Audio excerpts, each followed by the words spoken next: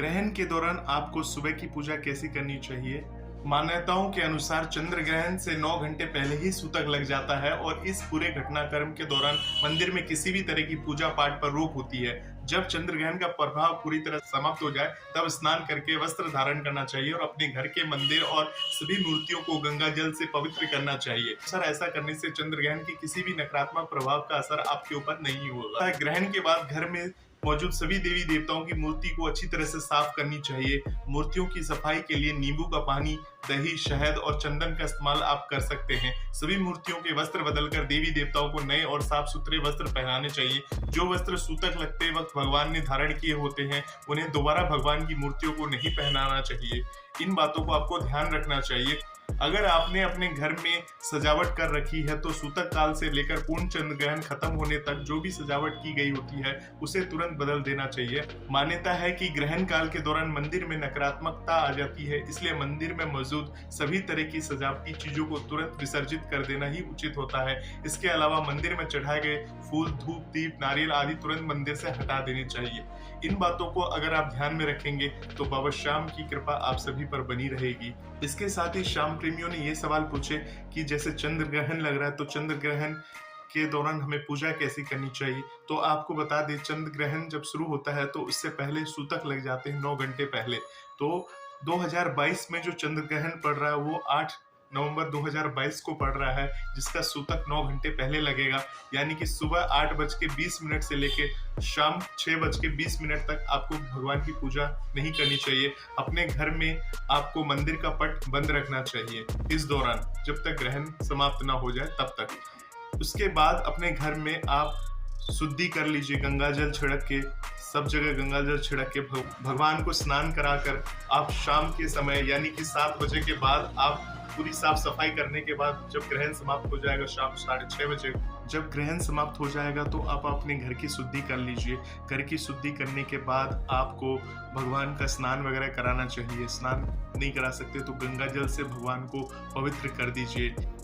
उसके बाद आप चाहे तो ग्रहण आरती कर सकते हैं। ग्रहण आरती करने के बाद ग्रहण के दौरान आपको सुबह की पूजा कैसी करनी चाहिए?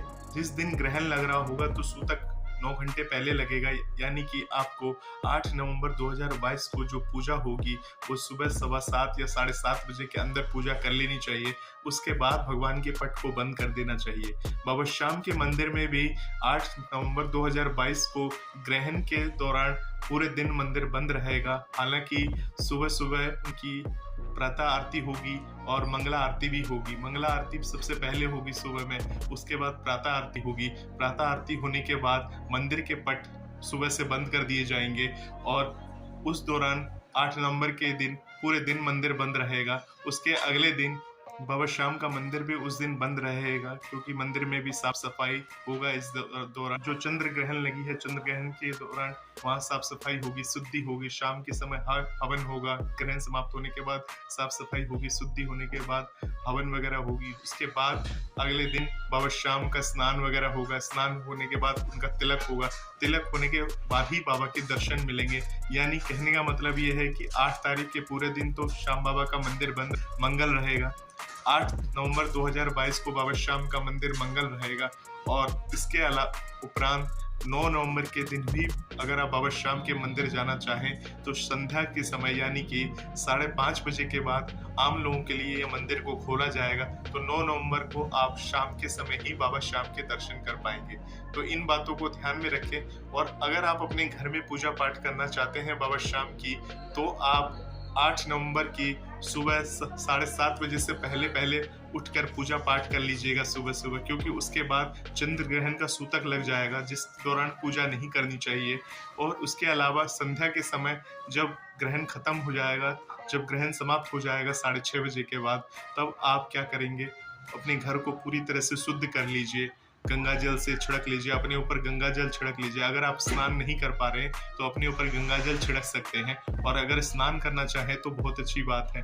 और साथ ही जो भी भगवान के वस्त्र, कपड़े वगैरह हैं, जो भी आप भगवान को पहनाए हैं, वो सब बदल दीजिए और भगवान को भी शुद्ध कर दीजिए गंगा जल से। गंगा जल देखिए, भगवान की जो भी मूर्ति वगैरह, फोटो वगैरह है, उस पर गंगा जल से स्नान, यानी जो अगर फोटो है तो गंगा जल किसी कपड़े में लगा के फोटो को थोड़ा सा पोंछ दीजिए। और साथ साथ आप जो भगवान की जो मूर्तियां हैं, जो आपके घर में पीतल वगैरह की मूर्ति होगी, तो उस मूर्ति को आप चाहे तो स्नान भी करा सकते हैं।